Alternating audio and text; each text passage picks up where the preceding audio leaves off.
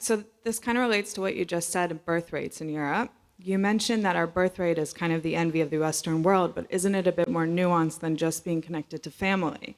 Because if you look closely at the demographics in Israel, you actually have a declining birth rate in the secular community and a rising birth rate in the religious community of both Jews and religious Arabs, Muslims, and Christians.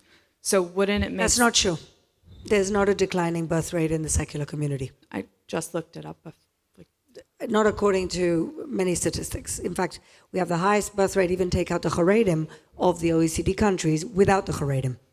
I'm talking proportionately within Israel, not in comparison to the Western world. Obviously, we have 4 kids as opposed to 2, like in most of Europe, but proportionately. So if you look at the Western world, which has kind of had a bit of a decline in religiosity, wouldn't it make sense that if they go back to the roots of religion, Christianity, or whatever it is, that they would have an incline in the birth rate? Because if you look at Islam, they do. So, again, my feeling is that there's a differential in the birth rate, and certainly, my great-grandmother, Bunya, was named Fabrika, factory in Russian, because she just kept churning them out at numbers you couldn't even believe. First of all, there's two-way traffic between the religious and the secular.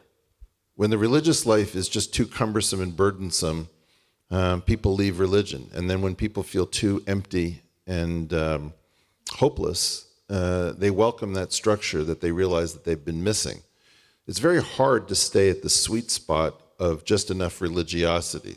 So the thing about Israel that is kind of special is that as people used to say when I was here, I don't go to synagogue because my country is a synagogue.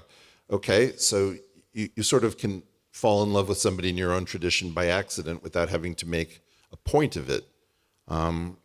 One of the least woke things you can say in the world is, I want my son to marry a nice Jewish girl. You can see how many things you violated in pushing that upon your child. We are both very religious and secular. And as you can see by the number of kippas in the audience, people are sitting side by side and having lives which are... How many times have you seen a person in a hijab walking next to somebody in a miniskirt? It happens all the time. We have to recognize that we are not as divided, no matter which religion you're in. We go back and forth between religiosity and secular nature.